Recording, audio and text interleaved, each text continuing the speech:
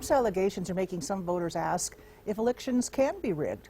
Local News 8 reporter Febin Kasahoon joining us now at the Bonneville County Elections Office to tell us the possibility of a rigged election here. Febin? Now, Jay and Carol, I spoke to the county clerk here, and she says the possibility of that even happening is slim to none. She says they're taking extra precautions to avoid this. As the weeks dwindle down to Election Day, it can bring a lot of emotions.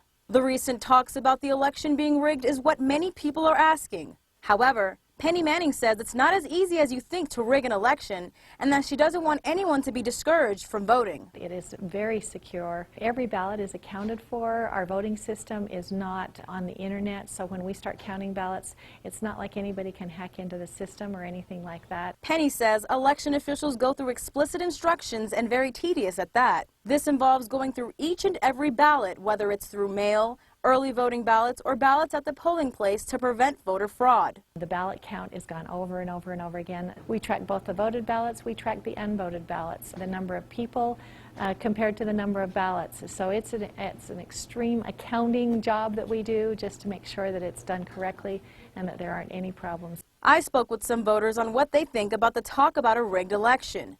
Many think it's partially due to having a big ego.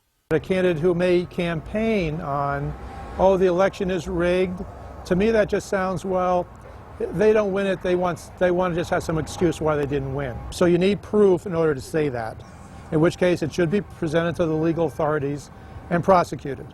Just don't say it for political purposes. Wayne says that in the case the elections are rigged, there's one thing everyone should have in order to avoid it. I think there should be some sort of photo ID to check to be sure that people don't vote twice or vote in the wrong place if there's a different district line.